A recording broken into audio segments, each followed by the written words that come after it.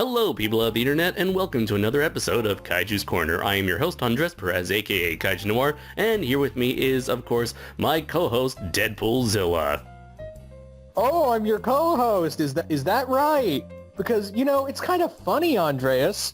I watched a video that involved crossovers, and it wasn't me in that video as the co-host. Listen, man, okay, just because you happen to be a fan of crossovers and make videos from time to time speculating about crossovers and writing about fan fictions about crossover doesn't give you the exclusive authority on all crossovers, okay? Look at you, your fucking ego over here, Mr. I'm the crossover man, Mr. Big Shot. Brr, brr, brr, brr, brr, brr. I should be involved in everything about crossovers. What if I did this what if I made that episode just to spite you? You don't have the balls. And you know you wouldn't be able to spite me. Oh, I know where to hurt you, man. I know how. Anyways, silly arguments aside, what are we going to talk about this time, DPZ? We're actually going to talk about, speaking of crossovers, Andreas, we're going to be talking about a video game that has been kind of dead in the water and no one's been fucking talking about it. Until recently, where we had a big announcement. We had several huge announcements, actually, and that is City Shrouded in Shadow. And nice. I'm going to let good old Kaiju Noir take the reins and give you a better explanation of the game than I ever could. Okay, so essentially A City Shrouded in Shadow was a somewhat action horror survival game that placed you in the shoes of one of two characters in a Japanese city where you would play one of several different scenarios where a character between two licensed monsters/giants appear out of nowhere and start wrecking things while you and your friend have to escape the city. So it's not about the monsters, it's about the people scurrying about between the monsters' feet that you would normally see in any sort of Godzilla, Ultraman, giant monster movie. And so it's quintessentially like Cloverfield the game. Yes, exactly. It is Cloverfield the game. It's Cloverfield kind of meets your typical survival horror action game. Kind of like, what would you say? Like, I guess Silent Hill or the I would say Cloverfield and Resident Evil put together. Okay, yeah, but we're talking like old school survival horror Resident Evil, not the action guns a-blazing Resident Evil. But it was very interesting because, we're, as giant monster fans, we're used to being in the shoes of the giant monsters themselves, wrecking buildings and tearing shit apart, and not so much the people, the quote-unquote boring human characters that people sadly tend to forget exist in these sorts of movies. So I was very interested in the premise of the game, and I was surprised that they were able to get several big name licensed characters. The first one that was announced was Ultraman, I believe, and eventually we got to see images of both Ultraman and fake Ultraman, which came from an episode of the original series in which a creature by the name of Alien Zarab disguised himself as a fake Ultraman in order to frame the original and try to get the people to attack him. And the next licensed character was Godzilla. And so this was probably, I believe this is the first time we've had Godzilla and Ultraman in a game. It's probably since that volleyball game that featured Godzilla, Ultraman, Kamen Rider, and Gundam all together in in chibi form, just playing soccer, volleyball, or whatever. I'm pretty sure it was probably soccer. That was it.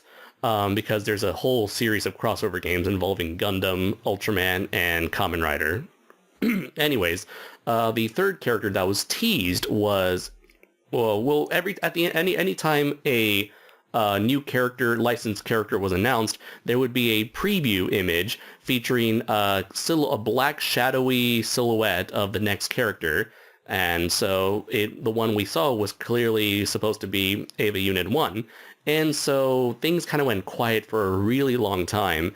And it wasn't until until the beginning of June like early June, late May, that we finally got information that this game, which was previously going to come out on the PS4 and PlayStation Vita, is now exclusively for the PlayStation 4. Not only that, but we also got a confirmation of Eva Unit 1, along with the first angel to appear in the series, Sachiel. But we've also got the confirmation of Gamera and the Legion from Gamera 2, Advent of Legion, or Attack of the Legion, or Attack of Legion, or Gamera 2, The Real Guardian of the Universe, whatever title you prefer. So now we have 4 characters, and they've teased a 5th potential franchise. And so we've gotten a lot of information about this. So before we get into the nitty-gritty details of what this game is supposedly about, what have been your thoughts towards these recent developments with the game, DBZ? Holy shit. Yeah, can we just stop for a moment and just take in the whole thing of Ultraman, Godzilla, Gamera, and the Evas are all in one game for the first time ever? Can we just stop for a moment and just appreciate that? Mm-hmm. Yeah. Although it should be noted that these characters will not be fighting each other, but will be separated in their own little scenarios. Eva 1 versus Sachiel, Godzilla versus King Ghidorah, Ultraman versus Fake Ultraman / Zarab, and Gamera versus Legion. Yeah. But still, on the other hand, they're all in the same game. I mean, would it be cool to see all of them fighting each other? Yeah, but still, I'll take what I can get at this point. Right. It's better than nothing. Yeah. I thought it was really interesting because you'd think Toho would never do such a thing like this, honestly, because you know how defensive they are. Gamera doesn't surprise me. Gamera needs all the help he can get. He's barely making it by making convention appearances, charging obscene amounts of money for photographs and autographs. Yeah. Ultraman, that doesn't surprise me. There's also like a magical girl Ultraman anime. Right. It's called Ultra Monsters? Ultra Girls? Yeah, I think it's called Ultra Girls or Kaiju Girls. I mean, it was called Kaiju Girls, where they turn most of they took the most popular Ultraman monsters and turned them into chibi moe girls. Who have like their powers and whatnot. Yeah, they did the same thing with the super robots like Mazinger Z and Get a Robo, and they called it Super Robot Girls Z. And I'm gonna have to look that up just for the sheer value of it. It's pretty much the exact same premise. It's a bunch of cutesy moe girls dressing up as characters, as those robots / monsters with the same powers, and getting into a bunch of cutesy anime girl shenanigans. Okay. Yeah. I don't know why. This is maybe just me, but whenever I see anything like that, I know there are fans of like Super Robot Girl Z or Kaiju Girls, whatever. But anytime I see this sort of thing, I always get this like really weird pedophilic vibe from this sort of thing where it's like, I'm pretty sure there's a dark side as to why this thing exists. This is meant to appeal to some darker audience out there. Oh yeah, there's a body pillow of those characters out there somewhere. Yeah, it's like someone's like, you know what, it's like someone's like, oh yeah, I'm so glad Zeton is now a cute anime girl because I've always wanted to do dirty things to whatever. I'm so glad I can finally masturbate to the Red King and no one can judge me. He is now an underage anime girl, so it's okay now. Here's the thing. When I was at during my vacation in Osaka last month, there was a series of those claw machines, and in the claw machines, I saw these figurines of cutesy anime girls dressed up like battleships. Oh, I know that's I know the anime. I've heard of it. First it was monsters. First it was super robots, then monsters. Now they turned battleships into cutesy anime girls. I'm like, no, when is this gonna stop? It's like I feel like Filthy Frank. I need to take out the giant clock and say, it's time to stop. No more. Where the fuck are your parents? Who are your parents? It's time to stop. Oh man, but anyway. Yeah.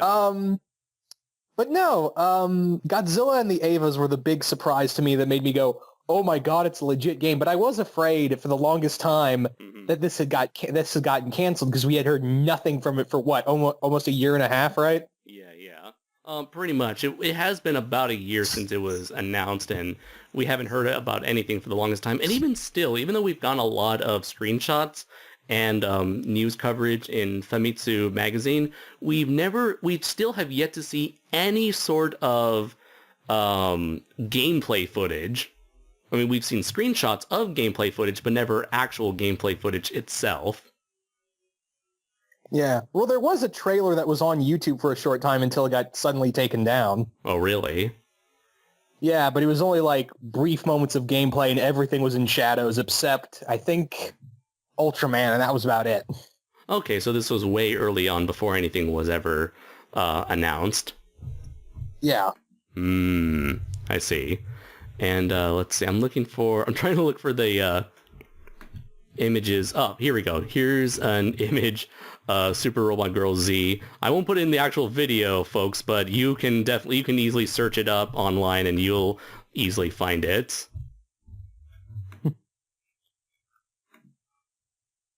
All right, there you go. Feast your eyes. Oh, that's a thing. Yep, that is indeed a thing. And this, I found an image of one of those like weird Battleship Girl things. I can't wait for someone to like go online and say like, oh, you don't know the how dare you criticize these moe anime? You don't know you don't know the deep complex stories of these shows. It's more to it than just underage fan service. Yeah, I can't wait to see moe fangirl versions of trains. I mean, that's the next logical step. Yeah, I guess so. Somehow I feel like that's already a thing, but I don't want to think about it anymore. Anyways, So yeah, you mentioned that there was a trailer and then it was taken off and we haven't seen anything about it, and you were surprised that you saw the Avas. Yeah, the Avas was really cool, and it was just I was just kind of in awe that this game was ever being made, because I thought there was going to be some licensing thing, because obviously the giant heavy hitter here is Godzilla. Yes, I understand that all of them have their own major fandoms, but let's be real here. Godzilla, Toho's the one with the major money here, and they could easily say, "Fuck y'all, this game's done."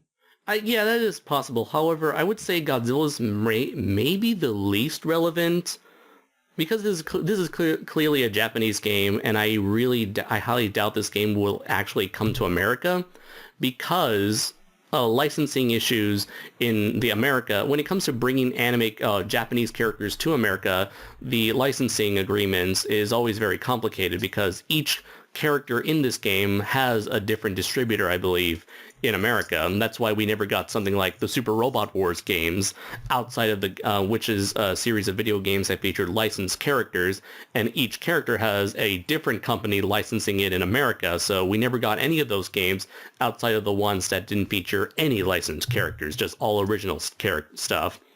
Yeah. So I highly doubt that something like this that features characters from Tsuburaya, Toho, Gainax, Kadokawa will be able to agree on anything to bring the game over. But then again, we did get Tatsunoko versus Capcom for the Wii, and all they had to do was take out one character and add in a few more in order to... I forget. What was the character they had to take out? It was the weird genie character. It was like an anime genie guy. Okay. Yeah, and instead they put in Zero, Frank West, Joe the Condor from Gatchaman, and maybe Tekkaman Blade. So I would say it was a pretty decent trade-off. So there is a chance. I guess there is a chance, but yeah, you're right. These characters are big, heavy hitters, and I did say that perhaps Godzilla's maybe the least relevant, because I would often see more Ultraman, more Ava, I would say Ultraman and Evangelion are more relevant today than Godzilla and Gamera. It's like for in Japan, Godzilla is kind of like Mickey Mouse, where it's like, yeah, Americans are aware of Mickey Mouse, but not all of them, follow it or watch it or anything like that. Ah, I get you. Yeah, they're aware of him, but they don't particularly follow him. They just know that he exists because he's been around for so long. And that's where Gamera, most people don't even remember Gamera. Poor Gamera. He's super unknown in Japan. It's like, how would you say this? What would be like the equivalent of Gamera? Someone who was popular, but now like nobody remembers him. Where do I start? Like, is there a character like that in America? Trying to think of a really good one because I can think of several. He's the Macarena of Kaiju right now. Okay, so yeah, I guess it's a thing where only a specific generation remembers the Macarena, and now like new generations are like, the fuck is that? What are you talking about? Yeah. Congratulations, Gamera. I compared you to the Macarena. I was actually going to go worse. I was going to go with Yogi Bear. Where like Yogi Bear was like the cheaper, like the Hanna-Barbera. Here, there we go. Like Gamera is to Godzilla as the Hanna-Barbera characters are to the Looney Tunes. Yeah, that works. Because the Hanna-Barbera characters like Snagglepuss, Huckleberry Hound, Magilla Gorilla, Walligator, what was it? Quick Draw McGraw. How do I know all these characters? Dear God, I watched too much Cartoon Network back in the day. And Yogi Bear, they're all these characters that had their own following back in the day, but nowadays no one nowadays remembers them except the older generation. Meanwhile, the Looney Tunes are still fondly remembered and occasionally brought back every now and then. Yeah. Congratulations, Gamera. You just got that reference. So anyways, let's get into the information that was been brought to us by the Facebook page Gormaru Island. I'm not really sure how Gormaru Island came about, but a lot of people tend to look towards this Facebook page for news regarding Japanese kaiju tokusatsu news, because these people would have informants that are passionate about this kind of stuff that are able to translate a lot of the news. So they've been following stuff like Shin Godzilla when it was about to come about. They're following the Godzilla anime. And of course, they're doing this game as well. So there was a big article in Famitsu magazine, and so they were able to translate a lot of these. The following are actually the kind of like summaries of the scenarios for each of these four situations. So you ready to dig into this? Yep. Okay, so the first one is called The Giant of Light. Two giants appear within the city. One destroys and encloses the city in flames. The other appears from a light, fighting to protect the city and its people. Engaging in front of the main hero, you, the player, will unveil a mighty battle of an overwhelming scale. Its fury will pose a terrible threat to the people below and yourself, with each movement and attack made being a threat to your life. As the Giant of Light continues its fight against the dark other, the later's true identity will be revealed. Alien Zarab. Alien Zarab's intentions was to ruin Ultraman and falsely make him an enemy of Earth by turning into a fake Ultraman. But the main player should not be relaxed despite the real Ultraman's appearance, for in this phase, Alien Zarab will temporarily dismiss Ultraman and continue its attempts at destroying the city. And that includes trampling and destroying numerous buildings. You must survive this both on the streets and in buildings, for the battle of giants will pursue both hero and heroine. So what do you think? I think it's a great intro. What do you think of Zarab being the villain for Ultraman in this level? I'm kind of disappointed because I was hoping for a more iconic monster I was hoping for a monster as opposed to an alien. I just found when it comes to the classic Ultraman, outside of Balton, I always prefer the monsters more to the aliens, but I do kind of get what they're trying to go for. They're trying to create a narrative within the fight. So since you're attempting to play, you're playing as the human, as the everyday human character, it would be surprising to see Ultraman, a typical good guy, for whatever reason, destroying the city, and then to have a reveal of the original Ultraman showing up would be like a huge twist that the one you thought was Ultraman turned out to be an evil alien. So I can see that this particular fight, this particular episode from the original series provided the most twists and turns within a single battle that would be entertaining from the perspective of the everyday Japanese citizen. So I was disappointed, but it's understandable why they chose it, I think. Out of curiosity, what monster would you pick? I would probably pick Gomera. Gomera or Zeton. I would have gone Red King. I don't know why, I just kind of gravitate towards that monster. Okay, cool. For me, Zeton has always been one of my favorite Ultra monsters, alongside Ella King from Ultra 7 and Silvergon from Tiga. Alright, so let's move on to the next one, the Monster King. In this level, you have done well in surviving the first calamity, but now your objective is to rush towards a location of importance and interest.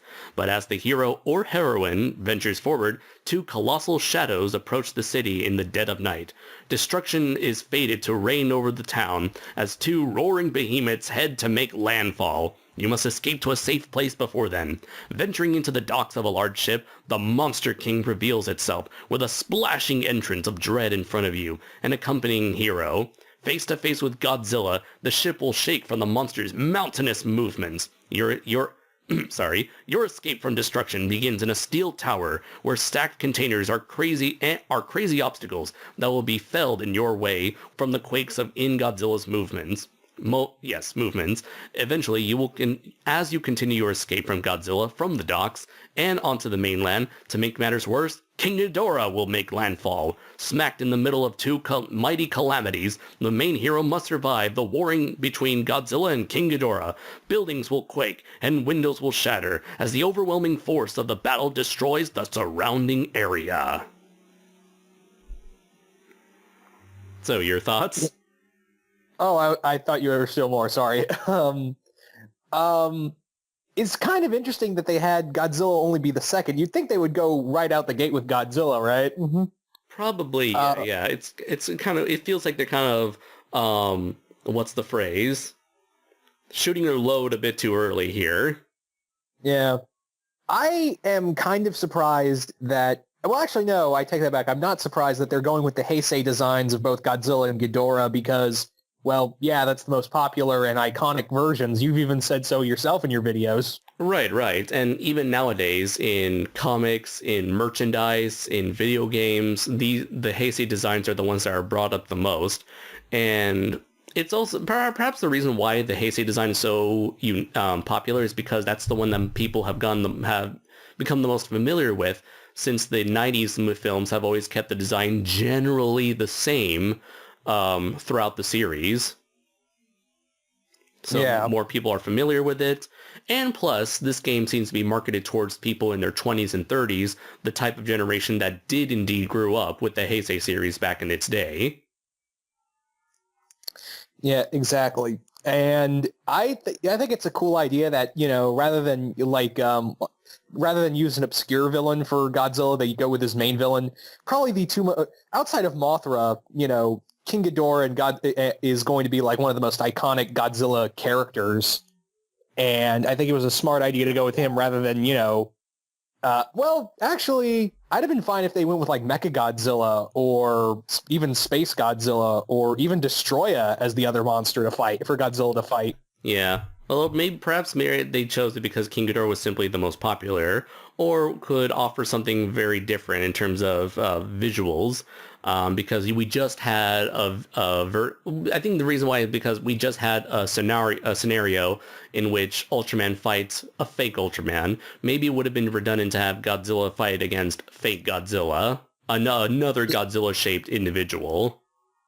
Yeah, that is a good point. Yeah, you're right. And I do like the idea where with Ultraman, it starts off all in a city, but I do like how when you start with the Godzilla scenario, you are on a ship. So you're trying to survive a ship being like tossed about by Godzilla.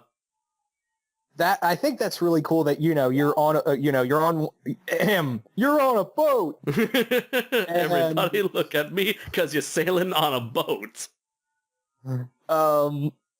And you're trying to get to the mainland, and you think, oh, this is going to be fine. No, here comes Ghidorah. Right. And I love that. I love that screenshot of the person looking out the window and seeing Ghidorah's face. That is like a pants to be darkened moment right He's there. Like, shit.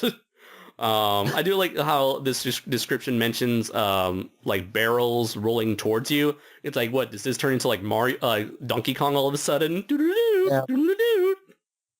And I think one thing that I wanted to mention real quick about this game is that this game makes you feel like you are tiny compared to these things. They are gods. You're just a human in their presence. And in these screenshots alone, you get a sense of, oh yeah, these guys could kill me. Mm-hmm. So the next one we have is Purpose Humanoid Decisive Battle Weapon Ava Unit Ava Unit 01. As you begin to feel hope, in this level, a gigantic threat appears before you within the city, a terrible threat to mankind, the fourth apostle/angel. As it lays waste to the city and shoots down any attacking forces, the aircraft of Ava Unit 1 will appear and bring down the Titanic Defender to confront the fourth angel. While the angel is seemingly pummeled by fire from the Ava Unit 1's Gatling gun, it will march unfazed due to its AT field. Is there any technique to defeat the invading angels? However, disaster will fall terribly upon the hero. As the battle worsens, the Ava Unit 01 will stop functioning, then raises with a roar of a beast and restart the battle against the fourth angel. So in other words, Shinji fucked up. Yeah, he fucked up, and then he lets his psychotic inner consciousness take over, and he'll go completely berserk, because as we all know, Shinji is a really fucked up individual mental-wise. Yeah. So I do like that. They're once again copying an episode from the anime, just like with Ultraman. Here they're taking the scenario in which Ava Unit 01 goes berserk and becomes this animalistic force of nature that pounced on Sachiel at the as we saw in episode 2. And it would probably be a really cool way to see these characters act, or see a large moving character move so fast and quickly and ferile, that it will be really cool to see how that will be portrayed in the game, and how that affects you trying to survive the battle. This is, I think it is a really cool idea. And again, having the Avas in here, and it is interesting to note that this is going to be, it's more based off the Rebuild films. Right, because the Rebuild version of Ava, I've always actually preferred the Rebuild versions of the Ava units themselves. I liked how they have a lot more variety in color. And it also visually looks stunning to see the green parts of the Ava Unit 01 glowing with radiance. Yeah, and I think it was a smart idea to go with Unit 1 because obviously, yeah, that's the most popular. When I've noticed some people in the comments comments about the game, on Facebook, on Gormaru Island's Facebook page. Yeah. Okay. A lot of people, several people, and on YouTube were like, why can't we just have Asuka? And I'm like, yeah, Unit 2's fine, but let's be honest here. If you're going to have a game, you're going to go with the more popular one. Right. This is why Godzilla, we're obviously going to have Anguirus in the game. Exactly. Like, again, Asuka's fine. Then again, using the term fine in Evangelion it's not the best word. No. Everybody in Evangelion is not, quote unquote, fine. Yeah. So, and again, this is why they use Sachiel. He's probably the most popular angel. He's the most traditional looking for a monster in the show. Yeah. He's also it's kind of a pattern I've noticed where usually one of the first when you have like a monster of the week type of series, usually any monster from like the first 5 or so episodes are usually the most iconic. Yeah. Although it is interesting to note, and we'll get to the next one in a moment. I guess we'll get into the next one in a little bit, but outside of, obviously he was the most popular villains for both Evangelion and Godzilla, but they didn't go with the most popular villain for Ultraman and they didn't go with him. They went with Zarab. And with the next one, they didn't go with the most popular villain in that franchise. Right. So that leads us to the last scenario that has been revealed so far, the flying monster. Escaping the plaguing disasters through the safety of the subway, various trains stop with an announced emergency broadcasting. Attacking crowds of civilians and yourself, hordes of an unknown invading disaster known as Legion soldiers run rampant. Surviving the chaos into buildings nearby, the hero will find massive destructive roots coiled through the structure. As the Legion invasion emerges from underground, a large monster rockets down from the skies above to counter the threat. Through the darkness, the hero and the accompanying heroine must venture forward with nothing but a flashlight in hand. Though be cautious, for Legion soldiers may lurk around and attack from unsuspecting places. In the subway stations, the roots of the Legion flower will restrict movement and spaces, blocking in the main heroes in what seems like a labyrinth. Yeah, so this one's going to be a more personal one, rather than, oh, I just need to avoid the giant monsters. Oh no, the monsters come to you this time. Right. I do like that. It feels very Resident Evil with smaller creatures now attacking you. I guess perhaps there's a chance that we might not actually see the Legion Queen herself. Maybe they'll try to have this one thing. I don't know. I really doubt that they would try to recreate the ending of that particular fight from Gamera 2, where Gamera attempts to blow up the Legion flower before it pollinates the planet. Because, as we all know, as soon as Gamera tried to destroy the Legion flower, it ended up blowing up a huge portion of the city. So I don't know I doubt they're going to try to kill off your character. Maybe your character will fly off in a helicopter before the flower explodes, but or they'll try to do something different. Maybe Gamera destroys the flower in a less destructive way, only for the Legion monster to appear, the Legion Queen to appear herself. Although, if they were going to show the Legion Queen, don't you think they would have revealed that by now? Because they've already revealed the identity of the fake Ultraman. Yeah, well, I think it's kind of insinuated since we have the Legion soldiers. And I think it's just kind of a matter of, oh, yeah, the Legion Queen's there. There you go. There it is. I think it's just kind of a given, honestly. The other thing with the Legion soldier, with Legion itself, again, they didn't go, just like with Zarab, they didn't go with the popular choice. You could have easily done this same scenario with the Gauss. Right. You could have had we did see one small baby Gauss at the beginning of Gamera 3, so you could have had like an invasion of Gauss. Like a huge horde of Gausses in order to copy the ending of Gamera 3, and you could have like Iris show up as like the final boss that's leading all of these Gauss or attracting all of these Gauss.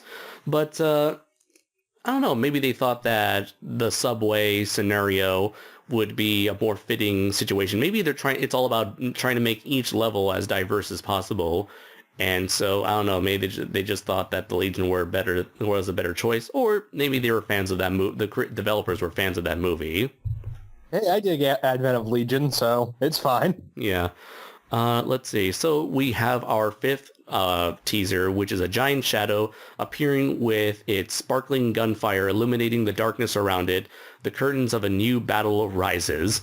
So we have our teaser image of a fifth character, which looks to be mechanical in nature. It has huge, angular, blocky legs. It seems to have kind of like machine gun hands for arms. And it has a very wide, blocky body, so I doubt it's going to be a Gundam. And looking at the teaser image, it appears to be the size of a building, the size of a warehouse. So it looks like it probably won't be that big in comparison to the other creatures and the other monsters in the game. So you mentioned before that certain people think that it might be Metal Gear Rex from Metal Gear Solid, but honestly, I really doubt it because I just showed you an image of Metal Gear Rex, and the proportions just look nothing like what we see in here, what we see in the teaser image. Yeah. And keep in mind, I'm not the biggest Metal Gear guy, so when people said, "Oh, it's got to be Metal Gear X," I was like, "Oh, okay, I'll take your word for it." Yeah. So as for what it could be, it's probably, I mean, it's probably just a mecha, but as to what kind of mecha it could be, I'm not sure because most of the mecha I'm into are the more skinnier humanoid types like Gundam or Macross or Mazinger Z, Getter Robo. This one is a lot more of the less humanoid, more machine-like version. It actually looks like something from a game series I really enjoy, Mech Warrior. Mech Warrior, yeah, it does look more like Mech Warrior. They look more those more militaristic, heavily armored, machine gun carrying type of robots. I was thinking Armored Core, but no, Armored Core kind of has a blend of those characteristics. Yeah, so I honestly have no idea, which is really, I know many people will be like, wait a minute, Kaiju Noir, I thought you were supposed to be the giant robot guy. Well, honestly, obviously I have my limits here. Yeah, it's a tough one to crack. I mean, not saying it could be a Metal Gear. But still, this one's probably the toughest one. Well, they've actually been really good at hiding keeping all the characters in shadow so far. Except for AP Unit 1, because of its like those distinctive shoulders. Yeah, and the horn. Right. Let's see. Go ahead. I was just going to say that, I think that one's going to be more, much like with the running from the Legion soldiers. It's going to be like, you got to run from this thing. Yeah. So let's see. I do like how it's like an ongoing story. And so I believe there may be some sort of story mode connecting all of these things where there's this black shadow and these black shadows seem to be producing these giant characters. So maybe throughout this narrative, our hero/heroine is supposed to find out what is the cause of this black shadow and why it's creating all of these fictional characters. And I would be interested to know if in this universe, are the characters supposed to exist as fictional properties, or is this going to be the first time these characters have ever seen a Godzilla and an Ultraman and so on and so forth? Yeah.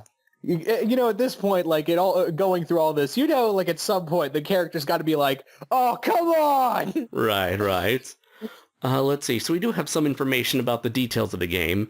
It takes place in a city called Ichi City, where the peaceful everyday life gets destroyed by a giant shadow that appears over the city. The objective of the protagonist is simply to survive. EVA Unit 1 and Gamera will appear as giant shadows in the game. Let's see. In addition, Ultraman, Fake Ultraman, Zerab, Godzilla, Ghidorah, Fourth Angel, and Legion will appear in the game. Let's see. The magazine is teasing that a highly mobile giant shadow will appear from a fifth work. Let's see. This game will give you the option of choosing a male protagonist named Ken Misaki, voiced by Takuya Sato, or a female protagonist named Miharu Matsuhara, voiced by Satomi Akasaka. Not only do you have the option of choosing one of the two protagonists, their names, occupations, attire, and hairstyle can also be changed. Players will be able to customize the protagonist and choose whether the heroine Yuki is a lover or friend. It'll be interesting if you choose a female protagonist and have the female character Yuki as a lover. That would be very interesting for a same-sex couple for this type of game, considering we don't really see homosexual characters in most of these works, I believe. Although anyone is free to prove me wrong. The game will feature choices typical of Ganzella's games. I guess Ganzella is the name of the company making this game. I'll try to look at their game library on the side. The game will feature, let's see, the player's choices will determine Yuki's view of the protagonist. These choices will determine if she sees you as a lover, friend or someone potentially cold-hearted. The works in the game will not cross over and will be divided by stage. Although downloadable content is under consideration, there are currently no plans for downloadable content because the developers are focusing on completing the game, which I believe at last time they announced that it was about 75% done. Let's see. Yeah. Looking more at the interview, that is if my browser doesn't run very slowly. And so you might remember seeing people run by the mass of giant monsters in anime and tokusatsu where you were a kid. The game started out with the idea of what if you were one of these guys running away. The game will have the Kazuma Kujo style characteristics of having many choices. Okay, so I'm guessing the developers of this game have also created other games that allow you to make choices and kind of have a branch off type of choose your own story. It's a Telltale game. Right, a Telltale game. Yes. Excellent comparison there. Depending on what kind of choices you make, the heroine might even end up thinking you're a horrible person. You won't get to see stuff like Ultraman versus fake Ultraman settle their fight. It would be too dangerous for your survival. You are just a regular human after all, so that means you'll mostly focus on surviving. Crossovers won't happen for each work in the game. You'll get to experience different situations, one stage at a time, with each disaster striking the city being divided into various cataclysmic stages and calamities. One stage, for example, Godzilla appearing and rampaging the city, and then Ghidorah later appearing, only to make matters worse by having to survive their destructive warfare with each other. The focus is currently on finishing the game, so there aren't any plans for DLC at the moment. However, Bandai Namco and Godzilla are still considering it. Development is currently 75% complete. So that is pretty much all of the information we have at our disposal. And so what do you think so far of this game? And do you think this would be do you think the prospects look high for this game? Because for me, I get the feeling that this may be a bit short for the game if it's only going to have 4 or 5 levels. And again, yeah, we don't know the length of those levels. Plus, right, there may be more that they haven't announced yet. So, and we've still got the talk of DLC, which actually I want to have a little fun with once we get through the main stuff. But I'm liking what I'm seeing so far. Yes, it's not you don't get to play as the giant monsters, or do they get to, you don't get to see Godzilla, Ultraman, and Gamera all together, but they're in the same game, and that's enough for me right now.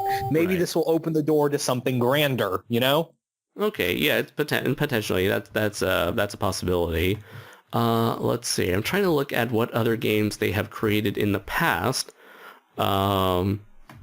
But so far, all I'm getting is this one game called Disaster Report 4 Plus Summer Memories for the PS4, which was originally canceled for the PS3. But I have no idea what Disaster Report 4 is all about. So yeah, it takes place after Disaster Report 3, obviously. And apparently there was a big disaster involved. Yeah, and it was memories all in summer. I guess so. Let's see. Apparently they have a website. Looking at their websites here. Is there any information? Let's see. They have a game called Godzilla's Silent Night, but I have no idea what that is. City by the Bay. Let's see.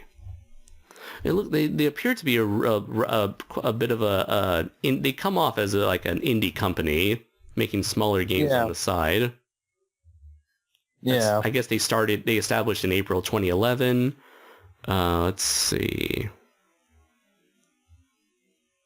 Yeah, there's not a lot of information here. It's like, so I guess it's not really that high profile of a company, but they are collaborating with Bandai Namco when it comes to developing this game. So at least Bandai Namco, they're the companies that do a lot of licensed video games, so it wouldn't make sense that Namco would go off to kind of farm this out to other companies and have them work on the games that they themselves have the licenses to. Yeah. I mean, they don't even have, Godzilla doesn't even have a Wikipedia page. It's like, you don't have a Wikipedia page. You're nothing. Yeah. Anyway. Yeah. So, what do you think of this so far? I'm a bit, as much as excited as I am, I have played my fair share of cheap licensed video games from Japan, and a lot of them, while visually spectacular, tend to be very basic, mediocre experiences. For example, the Godzilla game we recently got for the PS3 and PS4, where it's like it has all these games, all these nods and fans, it has all these monsters, all of these little nods and fan services, all of these abilities, and yet the core gameplay itself just wasn't that captivating for more than 30 minutes to an hour. So that makes me wonder, is this going to be a game where you're going to finish in 2 hours and then not want to go back to, or is it going to be tedious? Is the camera going to get in the way? Is there going to be a very huge frame rate issues with so many things moving in the background? I can see so many. If for a company, I feel like this wants to be Shadow of the Colossus, but at least with Team Ico, they're a team of very talented individuals that proven themselves in the past with something like the game Ico. But with these developers, I don't know if they're capable of handling such an ambitious title, considering that we haven't seen or heard about them, and nor anything, as far as I know, of this scale. Then again, maybe Disaster Report 4 might prove me wrong. So I can see this project easily getting screwed up along the way, given how ambitious it is and how many things could go wrong with this type of thing. At the end of the day, I really need to see some gameplay to really get my full thoughts out there. But as for now, I am optimistically cautious. And for you? Yeah. I'm kind of feeling that same way too, because like you said, the PS4 Godzilla game recently was, shall we say, all talk, no show. I guess so, yeah. And there are fans of that game, obviously, and there are people who are willing to defend it. And you know what? If you enjoy it, that's fine. That's perfectly awesome for you. Me personally, if you've seen my review with David Hernandez, aka Gorazard, then he and we have our issues with the game.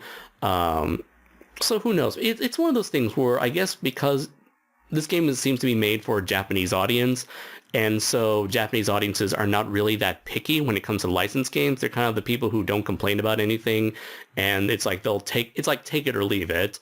And so they'll take it simply on the fact that it has something that I'm familiar with, so I'm going to spend my money on it, as shallow as it may be.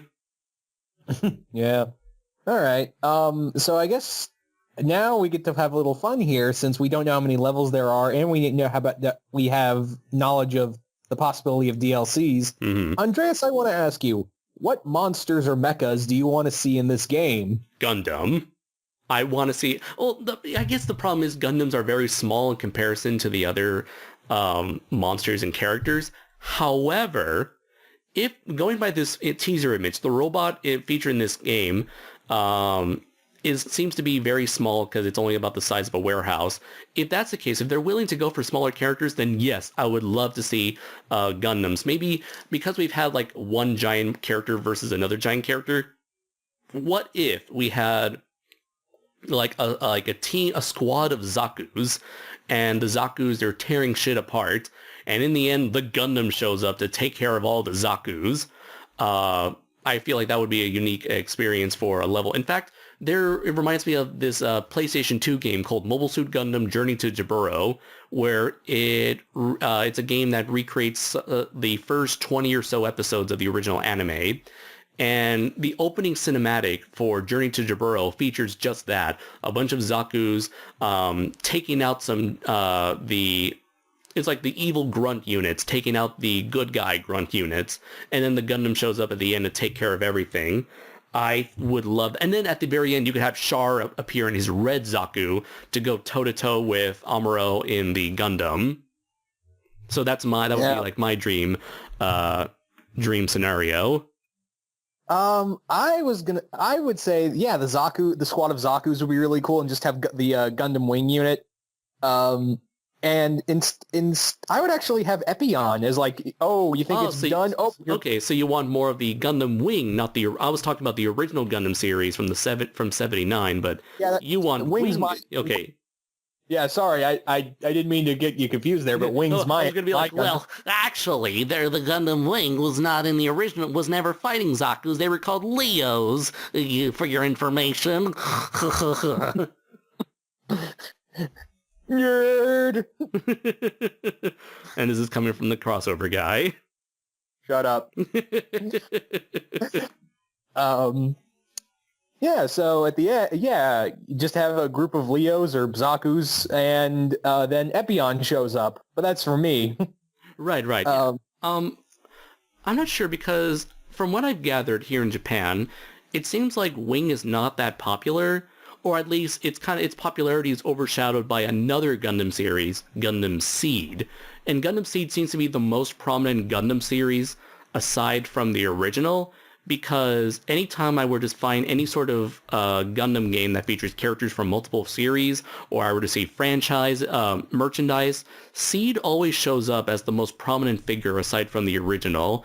And I guess that's because that was kind of like the Gundam series for the millennial generation. So realistically, as much as I would love to see Wing, I get the feeling that if there is going to be a Gundam franchise involved, it's probably going to be either the newest one coming out right now, or the newest one that just finished, or Seed. So probably Unicorn would probably be the best bet. Unicorn, it is popular. But or Iron Blood or Orphans. That would probably be the other one. Yeah. Because at this point, Unicorn finished around 2014, so Unicorn is kind of old news at this point.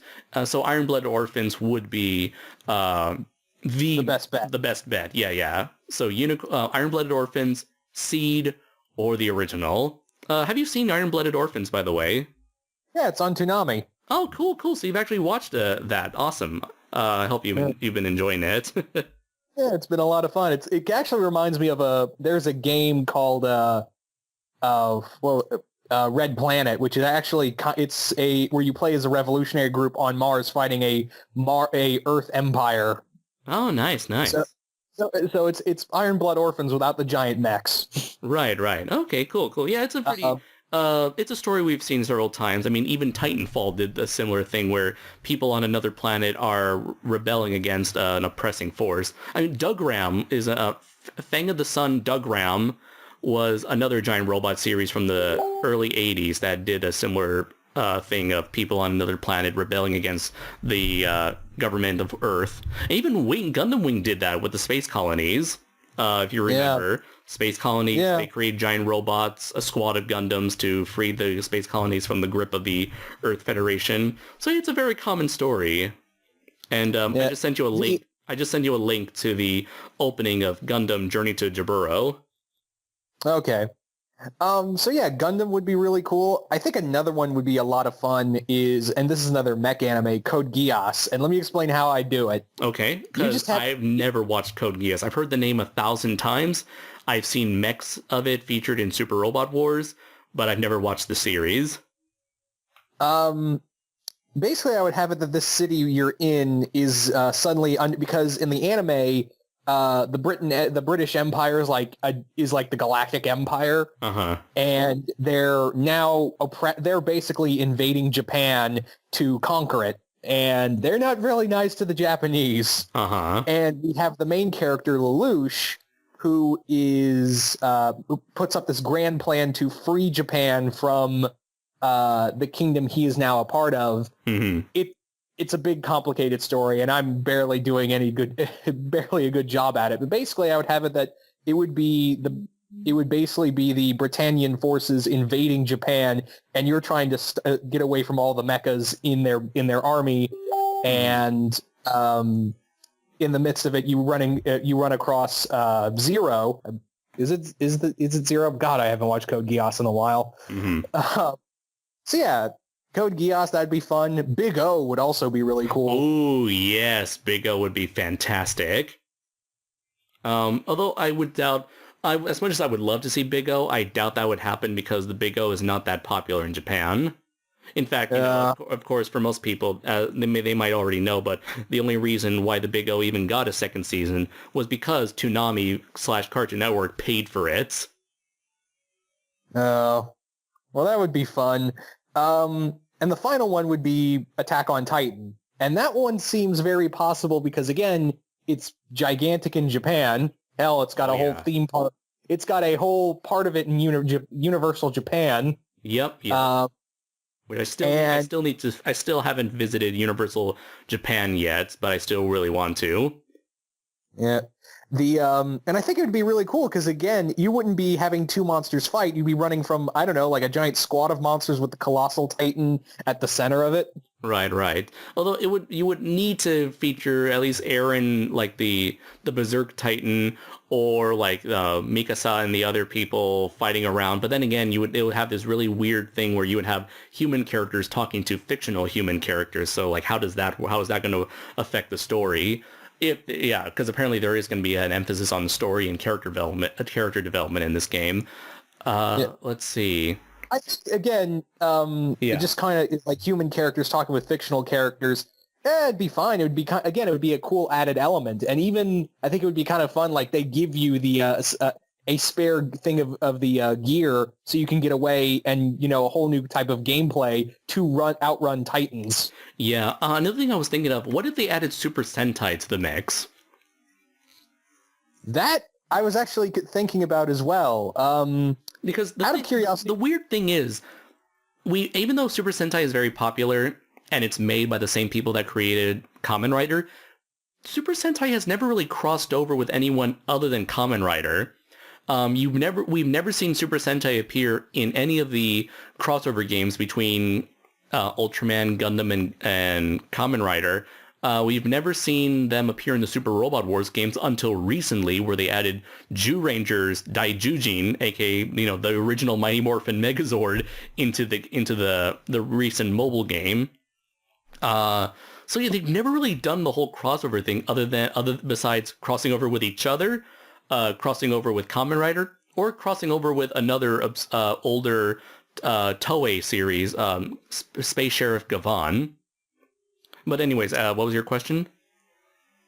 I was just going to ask, what Sentai series would you use if you could pick? That's the big question. That's a really good question because unlike Gundam, where you can easily tell which ones are more popular than other ones, or I'm not sure about when it comes to Kamen Rider and Sentai, because there's so many of them. They pump a new series out every single year.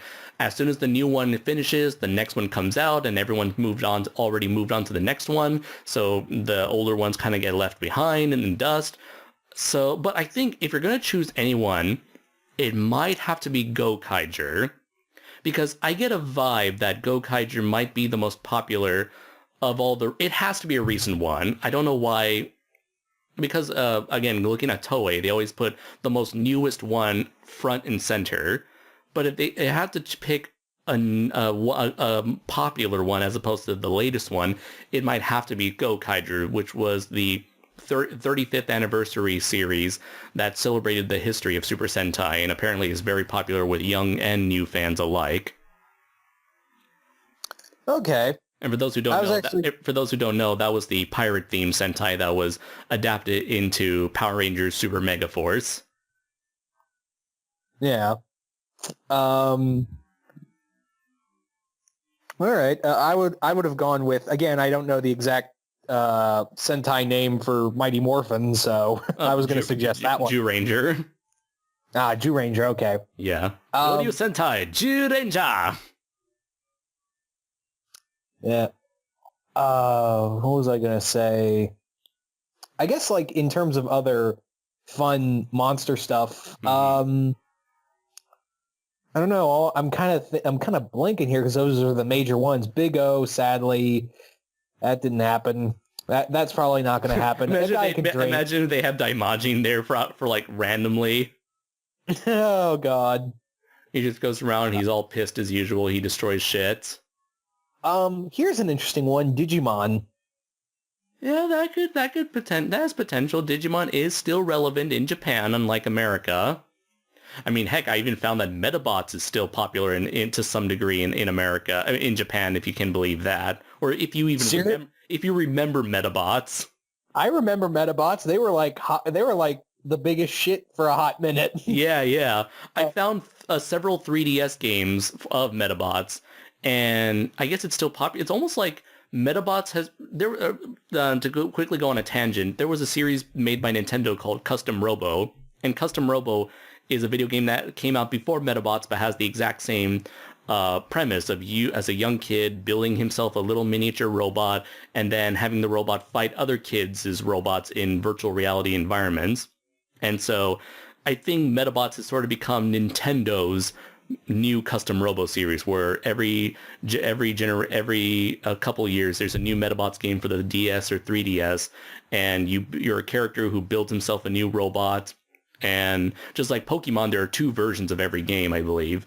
And I even came across this other series for the PSP, which was like Sony's answer to Metabots. What was it called? It was called Danboru.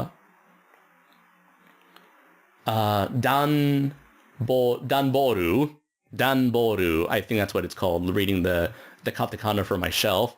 So it's kind of a weird thing I found out. I was just as surprised as you are. It's like, wait a minute, Metabots is still a thing here? Although it's weird because it's called Metarobots, because it's Metaro is like the weird bastardization form of metal. Because if you remember from the show, they have little metals that they put into the robots to give themselves powers and personality. Yeah. So it's not Metabots, but metal bots. But I suppose in English, Metabots comes off as more snappier, more memorable than Medaru bots. Yeah. But yeah, I think aside from getting back to the Digimon thing, yeah, it would be there are several ways you could do that. You could do similar to the first movie with a fight between Greymon. You're caught in the middle of a battle between Greymon and Parrotmon. Yeah. You could do, because Tamers was a very popular series, as I recall. That was series 3, right? Yeah, that was the serious series, the more like darker themed series. And here's how I would do it: have the you're trying to run from the D Reaper as the Digidestin are trying to fight him off. The D Reaper, the giant monster thing that looked a lot like the Dark Gundam.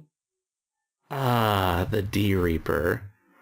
Okay, I think it's very difficult. Okay, so the D Reaper, he was like the final boss in Digitamers. Yeah, he was quintessentially like the Dark Gundam. Okay, yeah. By the way, I would love to see I think the Dark Gundam would be an excellent villain for this game. Maybe if they were to have a thing where usually the Dark Gundam tends to be like the final boss for most Gundam crossover games. So it'd be cool. I wouldn't be surprised if they decided to just throw the most popular Gundams from different shows in there to fight the Dark Gundam. Yeah. And that's kind of what I was thinking with this, is that with the D Reaper, and you have the Digidestin fighting him, or you could have Omnimon battling Diaboramon. Oh yeah, you can do that. From the movie, yeah. Or you were to have, what's his name? Apocalypmon? He was like the final boss from the original series. Yeah. Or remember what they had, like the vampire Digimon who came back as the final boss? Myotismon. He had like a super form when he came back as the final villain for the second series. Yeah, and you could have him as the main. You could have him in there, and War Greymon and I can't believe I remember these names.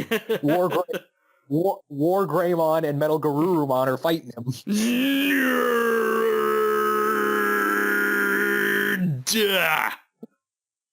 I deserve that. It's called karma.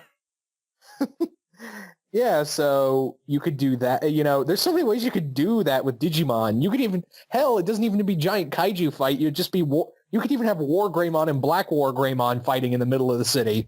At that point, you might as well just have DBZ in there with characters bursting through buildings. But no, actually, that's less DBZ. That's Man of Steel.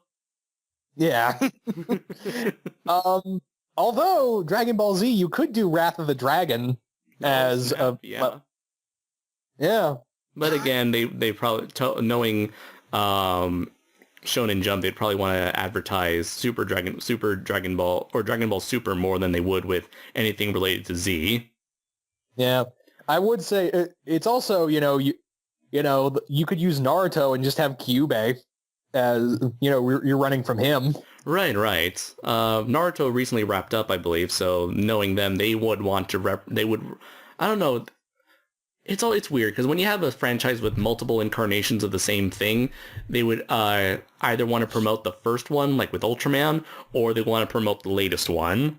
So I would say like we're lucky that we got the original Ultraman and not like a more recent one like Ultraman X or Ultraman Orb, which I hear are good. Well, I know from experience Ultraman X is great. We should also be thankful they didn't use Millennium Gamera. I guess so, yeah. Not the I like the tortoise looking Millennial Gamera. Not many other people do, but yeah, I would have preferred they chose like the Gamera 3 Gamera, but yeah, since they're copying Legion, it makes sense to use the design from that game. I mean, from that movie. Now let's see. Any other franchises I would like to see? I guess Mazinger Z? Yeah, Mazinger Z would be cool. He's one of the most popular characters, and you've got a ton of monsters to deal with. Or with Mazinger Z, you can easily bring Dr. Hell's first two robots, which have shown up multiple times from episode to episode, from like incarnation to incarnation. What are they called? I forgot what they call, like Doblas M2. That's the name of the two-headed robot from Mazinger Z. And I forgot what was the name of the other dude. Oh, Garada K... Yeah, so Garada K7 and Doblas M2. Those are the two robots that appear in many incarnations of Mazinger Z because they were the first two that Mazinger Z himself fought. Okay. Mazinger Z would be good. What about Gatchaman? Gatchaman would work, although I have very little experience with Gatchaman, so I don't know if there are any giant characters you could possibly introduce in Gatchaman. Let's see. Never mind. The thing is that now that I'm thinking about it, there's so many different picks you could go with. Let's see, I just sent you an image of Garada and Doblas. Garada, okay. He's the one with blades on his head that he can throw as boomerangs, and Doblas is the two-headed King Ghidorah-esque type of robot. All right. What if you use the Transformers? That can work, yeah. You could just have the combiner, because the combiners, you can have the combiners definitely, or you can have Trypticon show up. Trypticon fighting Fortress Maximus. Yeah. Although I don't know if Transformers are as popular. I have seen the Transformer toys in Japan, but they are surprisingly the same toys we would find in America. I found the Transformers Prime toys.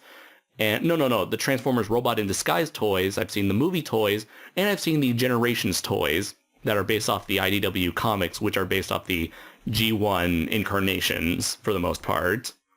Yeah, I know Headmasters is still a big thing over there. Yeah, and I think right now the newest IDW toy, the new IDW series and the toys accompanying it are based on the Headmasters. I think they're called, what was it called? The last series was Combiner Wars. This new one is, what is it called? Lost Lights. Really? I'm pretty sure there was another series of toys. I can't remember it.